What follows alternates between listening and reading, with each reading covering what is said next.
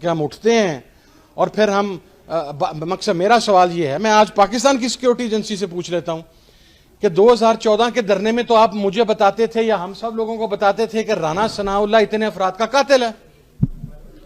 آپ ہمیں یہ ایویڈنسز دیتے تھے کہ یہ شہباز شریف کے آرڈرز کے اوپر یہ قتل عام ہوا ماڈل ٹاؤن کے اندر. ہمیں یہ بتلایا جاتا تھا کہ داتا صاحب کے بم دھماکے کے اندر یا مختلف شرائنز کے اوپر جو بینڈ آؤٹ لیٹس کا جو ان کا ان ایگزیکٹ سینس یا ان لٹرل سینس جو ان کا پروموٹر ہے وہ رانا ثناء اللہ ہے. تو آج کیا صورتحال بنی کہ جن لوگوں کو آپ ہمیں یہ بھی بتاتے تھے کہ بلوچستان کے کون سے لوگ کوئٹہ میں ہونے والے بم دھماکے کے اندر افغانستان کی انٹیلیجنس ایجنسی کے ساتھ ملے ہوئے ہیں.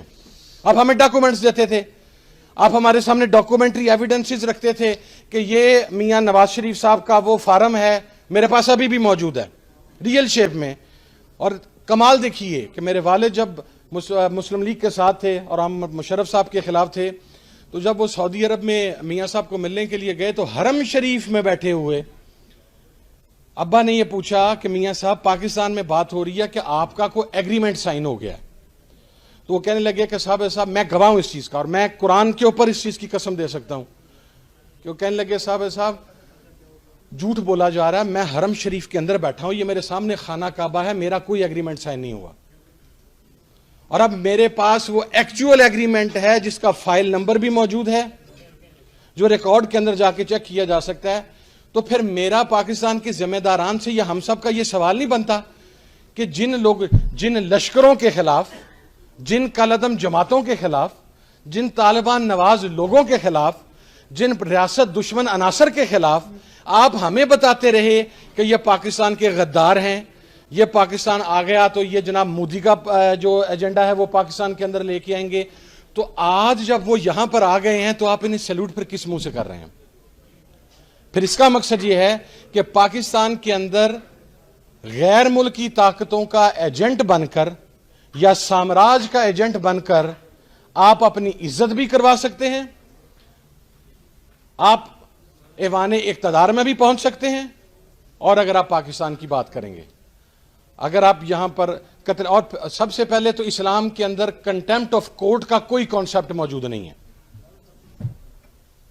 ہمارے ہاں پرابلم یہ ہے کہ ہم ان فیصلوں کو بھی ڈیفینڈ کرنا شروع کر دیتے ہیں. کنٹیمپٹ آف کورٹ کا کیا مطلب ہوا؟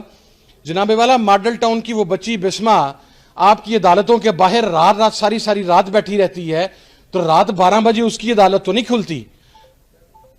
یہاں پر بچوں کو چائلڈ ملیسٹیشن ہوتی ہے، یہاں پر ریپ ہوتا ہے، یہاں پر قتل عام ہوتا ہے، یہاں پر لوگوں کی عزتوں کے ساتھ کھیلا جاتا ہے. لیکن ہماری عدالتوں میں تو وہ کیس 20 25 سال. یہاں پر تو ایک قاتل MNA وہ دبئی سے پاکستان آتا ہے، وہ ووٹ ڈال کے جاتا ہے.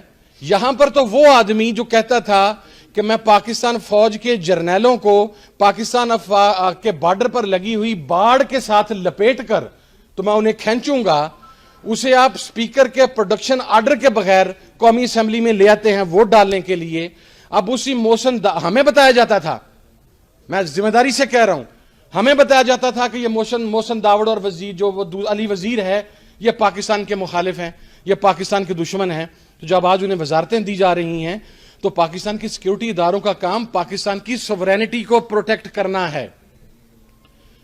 اگر آپ پارٹ نہیں ہیں تو پھر آپ ایسے لوگوں کے پاس کیسے یہ چیزیں جانے دے سکتے ہیں؟